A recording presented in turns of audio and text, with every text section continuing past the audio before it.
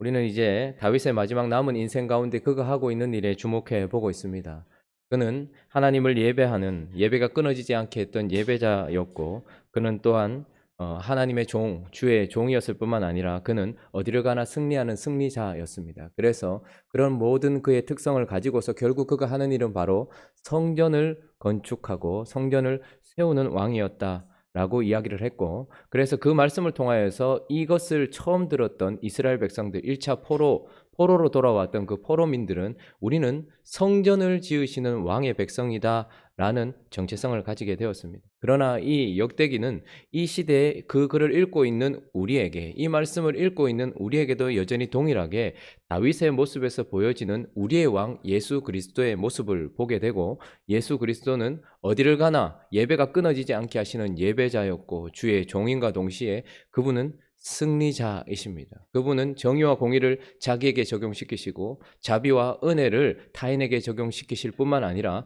죄와 죽음을 이기신 승리자로서 성전을 건축하는 자다라고 말씀을 나누었습니다. 그래서 우리는 그 왕의 백성이다라는 정체성을 가지고 있다라고 말씀드렸지요. 이제 본문을 통해서 다윗이 이 성전을 세우기 위하여서 어떤 모습을 가지고서 성전을 세우고 있는가, 그가 어떻게 성전을 세우는 왕인가, 성전을 세우기 위해서 그가 하고 있는 모습에 좀 주목해 보려고 합니다.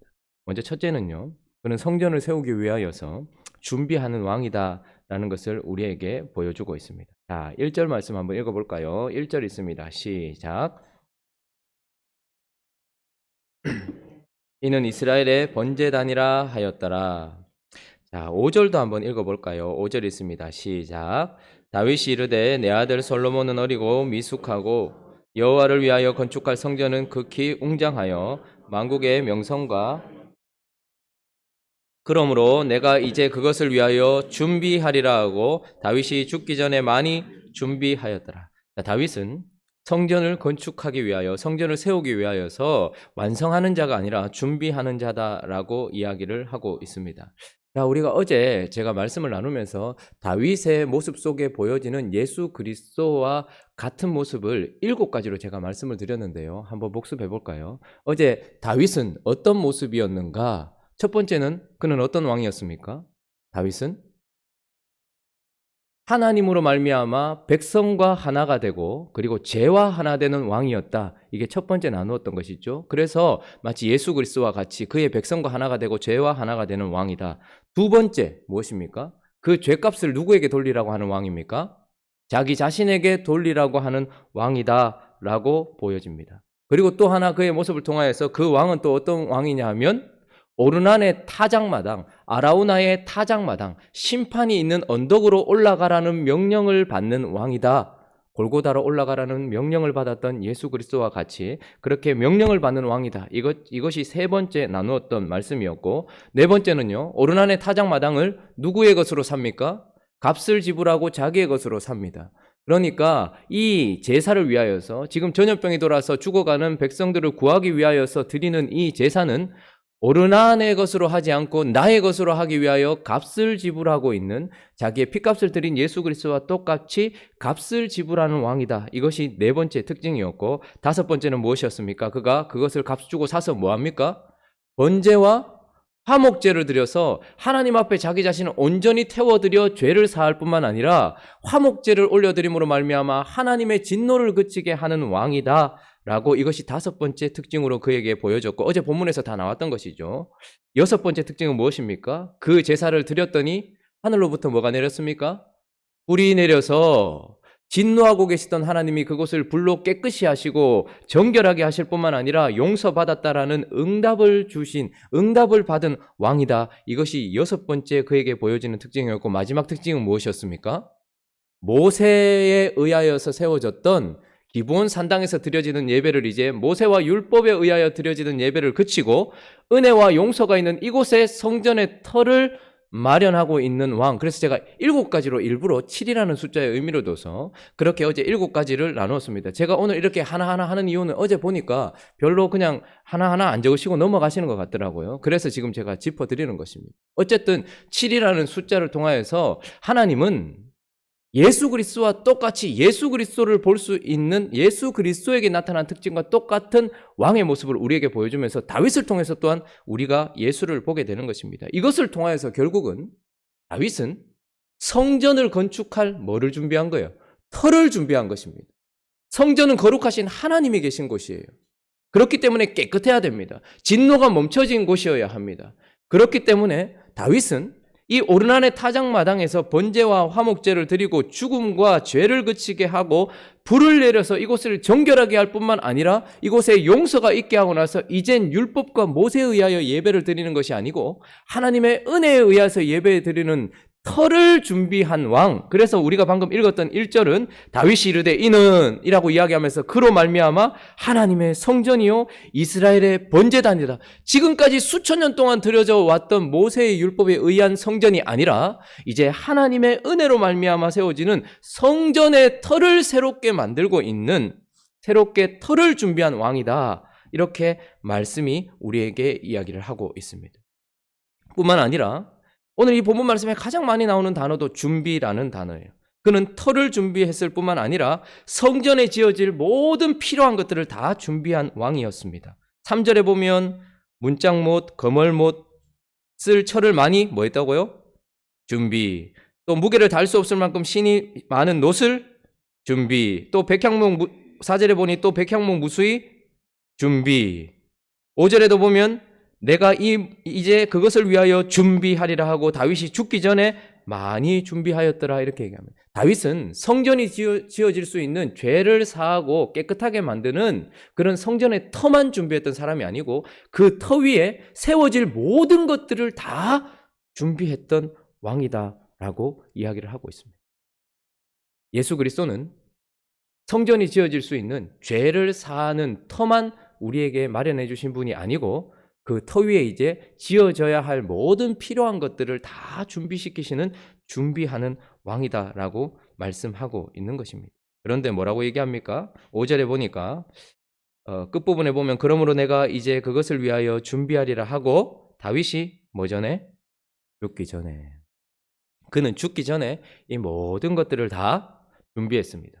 깨끗하게 죄만 사하고 성전을 지을 수 있는 터만 준비한 것이 아니라 그 위에 세워질 모든 것들, 철과 놋과 돌과 필요한 모든 것들을 다 준비했습니다. 언제요? 죽기 전에. 우리 예수 그리스도는 어떤 분이십니까?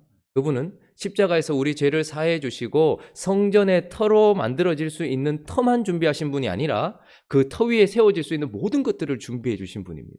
그분은 믿음도 준비해 주셨고 우리를 의롭다 하시기 위하여 의도 준비해 주셨고 우리 안에 하나님의 임재가 있도록 성령도 준비해 주셨고 그분은 우리 안에 기쁨도 준비해 주셨고 축복도 준비해 주셨고 평안도 준비해 주셨고 필요한 모든 목과 돌과 백향목과 필요한 모든 것들을 다 준비해 주신 분입니다. 언제요? 예수 그리스도는 죽기 전에. 그래서 그분이 운명하시기 바로 직전에 뭐라고 말씀하셨습니까? 다 이루었다. 뭘 이루었단 말입니까? 그분이 하나님으로부터 받은 모든 사명, 성전의 터를 마련할 뿐만 아니라 성전 위에 지어질 모든 것들을 다 죽기 전에 이루신 왕. 다윗을 통하여 우리는 또한 예수 그리스도의 이런 모습을 보게 되고 또 한 가지 다윗은 이 모든 것을 준비하되 14절 한번 보시겠습니까?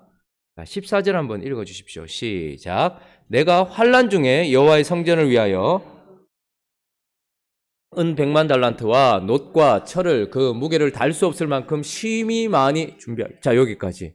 내가 무슨 중에? 환난 중에. 다윗은 성전의 터를 마련하고 성전 위에 지어질 모든 것들을 다 준비했지만 그 준비는 어떤 상황에서요? 환난 중에라고 이야기합니다. 이 말은 가난한 중에, 고난 중에, 아픔 중에, 심히 비천함 중에 마련했다 이렇게 이야기합니다. 다윗은 편안할 때 이것을 준비했던 것이 아니라고 이야기합니다. 자기가 풍성할 때 이것을 준비했던 것이 아니라고 이야기합니다.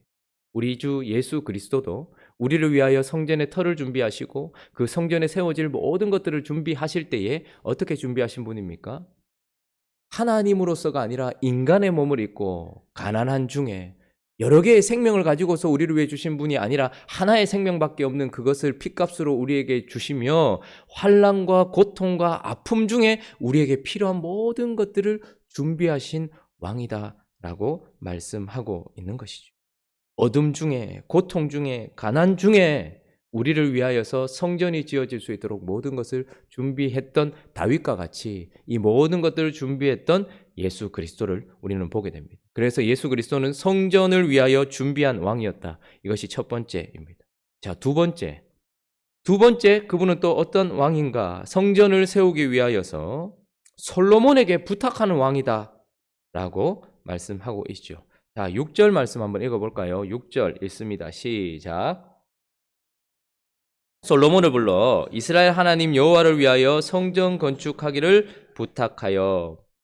솔로몬을 불러서 성전 건축하기를 부탁합니다. 왜 그랬습니까? 하나님이 그에게는 한계를 정해주셨어요. 너는 여기까지고 그 이후에 또다시 너와 같은 내가 세울 어떤 사람으로 말미암아서 이 일을 완성할 것이라고 하나님께서 말씀하셨기 때문에 그것을 마음으로 받고서 그가 어떻게 합니까? 그의 아들 솔로몬을 불러서 성전 건축하기를 부탁했다라고 이야기를 합니다. 자, 이것을 통하여서 그는 솔로몬에게 부탁하는, 솔로몬은 누굽니까? 하나님이 인정하시고 하나님이 완성하기 위하여 준비하신 어떤 이에게 부탁하는 왕이다라는 것을 보게 되는 것이죠. 그래서 이 특징을 한번 살펴보면 첫 번째는요, 지금 설교가 1-1, 2, 3 이렇게 가지 않고 1에 1, 2, 3 이렇게 가고 있죠. 이제 2에 1, 2, 3 이렇게 갈 겁니다. 그리고 3에 1, 2, 3 이렇게 갈 거예요. 자, 솔로몬에게 부탁하는 왕, 이 부탁하는 왕의 특징 중에 첫 번째는 무엇이냐면 자기와 같은 위치에 있는 사람, 자기와 본질이 같은 사람, 자기와 본성이 같은 사람에게 이것을 부탁하고 있어요. 그러니까 다윗은 지금 다른 이에게가 아니라 자기 아들에게 이것을 부탁하고 있는 겁니다. 왕의 아들은 왕이라는 뜻이에요. 그러니까 자기와 같이 왕이라는 뜻입니다. 그러니까 그와 같은 본질을 가지고 있는 사람, 그와 같은 본성을 가지고 있는 사람, 위치에 있는 사람에게 이 일을 부탁하고 있어요. 뿐만 아니라 11절을 한번 보시면 이제 내 아들아 여호와께서 너와 함께 하시기를 원하며 네가 형통하여 여호와께서 내게 대하여 말씀하신 대로 내 하나님 여호와의 성전을 건축하며 라고 이야기하면서 솔로몬은 또 어떤 자이냐면 다윗과 같이 하나님이 함께 하시는 자, 하나님과 함께 하는 자에게 이 일을 맡기고 있는 것입니다. 그러니까 다윗은 단순히 자기 아들에게 맡긴다는 것이 아니라 하나님이 세우셔서 자기와 같은 본질과 위치에 있는 사람, 그리고 자기와 같은 본성, 하나님과 함께 하는 자에게, 자기와 똑같은 자에게 이 일을 맡기고 있다는 것을 보게 됩니다. 이 모습을 통하여 우리는 예수 그리스도를 보게 됩니다. 예수는 성전을 건축하기 위한 모든 것을 준비하셨고 그 이후에 누구에게 이 일을 부탁하셨습니까? 성령에게 이 일을 부탁하신 것입니다. 하나님은 예수 그리스도께서 십자가를 지고 승천하시고 난 이후에 누구에게 이 모든 것들을 완성하게 하십니까? 성령에게. 그러니까 다윗이 솔로몬에게 맡겼듯이 하나님이신 예수 그리스도와 똑같은 본질과 위치에 있는 누구요? 성령 하나님에게 이것을 부탁하시고 계시고 또한 그분의 이 일을 하시도록 드리는 그런 위치에 있는 것이죠. 자, 그래서 요한복음 14장 한번 볼까요? 요한복음 14장 16절, 17절만 한번 보죠. 요한복음 14장 16절, 17절.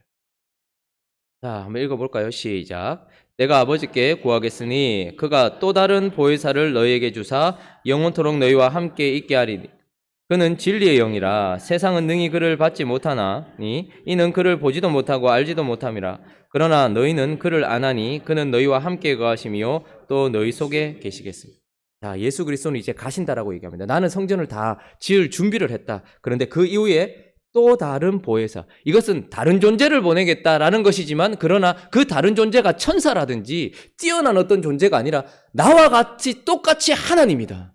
나와 같은 본질과 속성과 영광을 가지고 있다. 그러나 나와 다르게 하나님이 그 이후에 이를 적용시킬 하나님, 그를 보낼 것이다 라고 이야기하는 것입니다. 그래서 솔로몬에게 부탁하는 왕은 자기와 같은 위치와 본질과 속성을 가지고 있는 자에게 것을 부탁하고 있다는 것을 보게 됩니다. 뿐만 아니라 다윗이 솔로몬에게 부탁하고 있다는 것은 솔로몬은 평화를 주는 자에게 이것을 부탁하고 있다는 것을 보여주고 있습니다. 9절 한번 다시 본문으로 돌아와 보시면 9절에 보면 보라 한 아들이 내게서 나리니 그는 어떤 사람이래요? 온순한 사람이래요. 내가 그로 주변 모든 대적에게 뭐를 주는 사람? 평온을 얻게 하는 사람. 그래서 그의 이름이 뭐요? 솔로몬. 솔로몬의 이름의 뜻은 뭐죠? 평화입니다. 평화를 주는 자 이런 뜻입니다.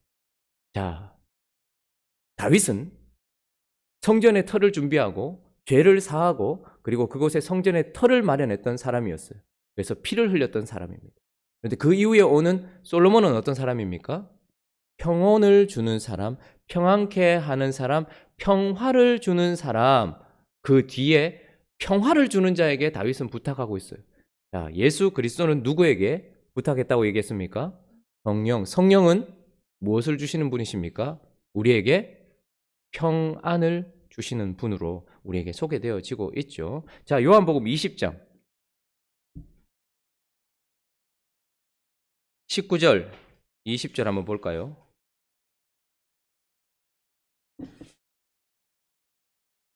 요한복음 20장 19절 20절 예수께서 살아나시고 난 이후에 이렇게 얘기하십니다. 이날 곧 안식 후 첫날 저녁 때에 제자들이 유대인들을 두려워하여 모인 곳에 문들을 닫았더니, 자, 예수께서 죽고 다시 사셨는데도 여전히 제자들은 두려워하고 있어요. 문들을 굳게 닫았어요. 예수께서 오사 가운데 서서 이르되 너희에게 평강이 있을지어다 이렇게 얘기합니다.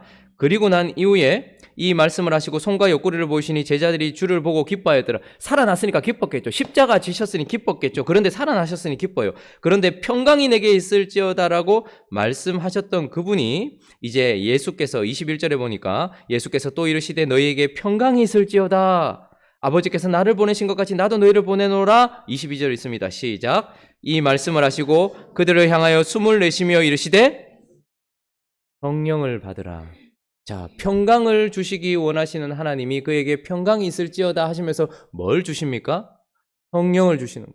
예수 그리스도는 십자가에서 우리의 죄를 사해 주셨어요. 그런데 우리의 죄를 사해 주신 깨끗해진 우리 안에 성령이 오셔야지 하나님과의 평강이 우리에게 임하는 것입니다. 왜 자꾸 우리가 기도할 때 성령 충만 주십시오라고 이야기하냐면, 왜 자꾸 하나님께 성령 충만 주십시오라고 기도하냐 하면 성령이 우리에게 뭘 주시는 분이기 때문에 그렇습니까? 평안을 주시는 분이기 때문에 그렇습니다. 이제 다윗은 평화와 평안을 주는 솔로몬에게 이 일을 맡기고 있다라고 우리에게 말씀하고 있죠. 뿐만 아니라 솔로몬에게 부탁하는 이 모습 속에서 또한 무엇이 보여지고 있는가 하면 바로 율법을 지키게 하는 자에게 부탁하고 있다라는 것을 볼 수 있습니다. 본문으로 돌아와 보십시오. 12절 한번 보시겠습니다. 12절 있습니다. 시작. 여호와께서 내게 지혜와 총명을 주사 내게 이스라엘을 다스리게 하시고 내 하나님 여호와의 율법을 지키게 하시기를 더욱 원하노라. 자, 다윗이 솔로몬에게 이 일을 맡기고 완성을 그에게 맡기는 이유는 또한 무엇입니까? 평안을 주는 자이기 때문이기도 하지만 뭐 하기 위해서? 여호와의 율법을 지키게 하기 위해서. 예수 그리스도는 십자가를 지셨어요. 십자가를 지시고 나서도 제자들이 여전히 넘어지고 두려워하고 문을 닫고 있고 하나님 말씀 앞에 서 있지 못해요. 그런데 예수께서 뭐라고 말씀하십니까? 이제 성령이 너희 가운데 임하시면 어떻게 됩니까? 너희를 진리 가운데로 인도해서 말씀에 순종하는 사람으로 만들 것이다 라고 이야기하십니다. 자, 요한복음 16장 한번 가볼까요? 요한복음 참 중요합니다. 왜냐하면 예수께서 죽으시기 전에 그분이 하신 일의 의미를 얘기해 주는 부분들이 많기 때문에 그렇습니다. 요한복음 16장 7절을 한번 보십시오.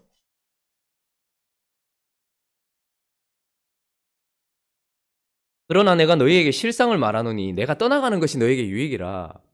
내가 떠나가지 아니하면 보혜사가 너희에게 오지 아니할 것이요 가면 내가 그를 너희에게로 보내리. 자, 예수께서 옆에 있어도 실수하고 실패하고 넘어지고 도망갔던 자들이었습니다. 그런데 이제 예수가 가고 나면 누구를 보낸다는 거예요? 성령을 보낸다는 거죠. 그래서 12절 한번 보십시오. 16장 12절 보시면 내가 아직도 너희에게 이를 것이 많으나 지금은 너희가 감당하지 못하리라. 그러나 진리의 성령이 오시면 그가 너희를 모든 어디로요? 진리 가운데로 인도하시리니. 자, 다윗이 솔로몬에게 부탁했습니다. 솔로몬은 그와 같은 자리, 위치, 본질과 본성, 하나님과 함께하는 자였기 때문에 그에게 부탁했을 뿐만 아니라 솔로몬이 평화를 주는 사람이기 때문에 그에게 부탁했고, 솔로몬이 말씀과 율법을 지키게 하는 자이기 때문에 그에게 부탁했던 것처럼 이 다윗의 모습 속에서 우리는 누구를 봅니까? 예수 그리스도를 보게 됩니다. 예수 그리스도는 이제 모든 것을 준비하시고 나서 누구에게 그것을 부탁하십니까? 성령 하나님께 그것을 부탁하십니다. 그래서 2019년 전에 있었던 십자가의 사건이 성령으로 말미암아서 지금 우리가 이 시대를 살고 있는 우리에게도 적용이 되어서 그 성령은 그와 똑같은 하나님, 예수 그리스도와 똑같은 하나님이신 또 다른 보혜사이고 우리에게 평안을 주시는 분이신 뿐만 아니라 우리를 진리 가운데 인도해서 말씀대로 살게 하시는 진정한 성전을 만드시는 분이기 때문에 그렇다라고 이야기합니다. 자, 마지막으로 한 가지 더 살펴보면 세 번째는 솔로몬에게만 부탁하신 왕이 아니고 다윗은 자기 백성에게도 부탁하는 왕이다라는 것을 볼 수 있죠. 자, 17절 한번 읽어보시겠습니까? 17절 있습니다. 시작. 다윗이 또 이스라엘 모든 방백에게 명령하여 그의 아들 솔로몬을 도우라. 자, 이번에는 부탁이라기보다는 오히려 명령합니다. 자, 솔로몬에게 부탁했고 이제 그 다음에 누구에게? 다윗이 또 누구에게? 이스라엘 모든 방백에게, 그러니까 자기 백성에게 명령하는 왕이에요. 뭘 명령합니까? 첫 번째는 누구를 도우라고요? 아들 솔로몬을 도우라라고 이야기합니다. 그러니까 다윗은 자기 백성들에게 이제 앞으로 세워질 성전을 세울 솔로몬을 도와서 이 일을 감당해라라고, 솔로몬 안에 있어라, 솔로몬의 통치를 받아라, 솔로몬과 함께 해라라고 명령하고 있는 것입니다. 두 번째는 19절에 보면 이제 너희는 마음과 뜻을 바쳐서 너희 하나님 여호와를 구하라. 솔로몬을 따라가지만 그 가운데서 계속해서 뭐 하라는 거예요? 마음과 뜻과 정성을 다하여서 여호와를 구하라라고 또 명령하고 있는, 하나님께 붙어 있으라라고 명령하고 있습니다. 뿐만 아니라 그리고 일어나서 뭐 하라고 얘기합니까? 여호와 하나님의 성전을 건축하고. 자, 자기 백성에게 뭘 명령하고 있습니까? 이제 그 아들 솔로몬을 도우라라고 이야기하고 있고, 또 하나는 마음과 뜻과 정성을 다해서 하나님을 구하라라고 이야기하고 있고, 그리고 일어나서 뭘 하라는 거예요? 성전을 건축하라는 거예요. 이 모습, 이 다윗의 모습을 통해서 우리는 예수 그리스도께서 그의 제자들에게 하셨던 말씀을 고스란히 기억해 봅니다.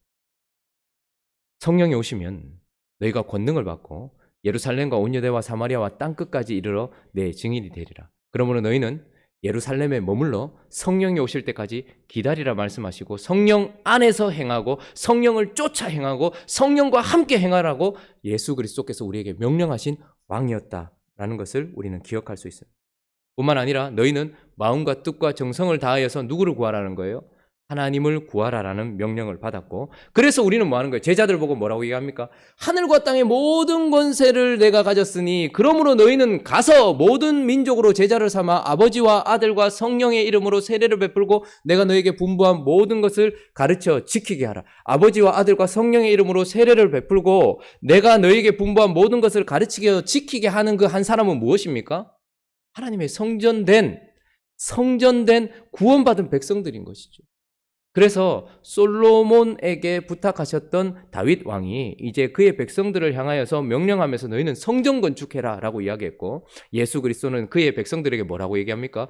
복음을 전파해서 그들이 하나님을 예배하는 성전이 되도록 성전을 건축하고 너희 자신도 성전이 되어가야 된다라고 명령했던 것이죠.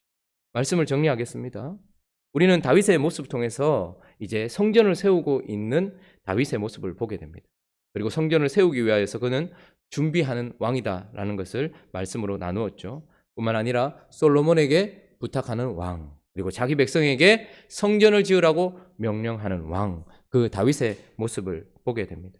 이것을 통하여서 우리는 어떻게 해야 됩니까? 이제 우리 또한 하나님 앞에서 어떤 백성인지 다시 한번 기억해야 합니다. 그와 같이, 다윗과 같이 엘리야는 엘리사를 준비했고, 세례 요한은 예수의 오실 길을 준비했고, 예수는 성령이 오실 길을 준비했던 것처럼 우리 또한 주님이 복음으로 오실 길을 준비하는 삶을, 우리에게 주어진 만큼의 삶을 최선을 다해서 살아야 된다는 것을 기억하는 백성이 되기를 예수 그리스도의 이름으로 축원합니다. 그러나 그것뿐만 아니라 우리가 주인공이 아니에요. 우리 뒤에 오실 솔로몬이 그것을 적용시키고 완성할 것입니다.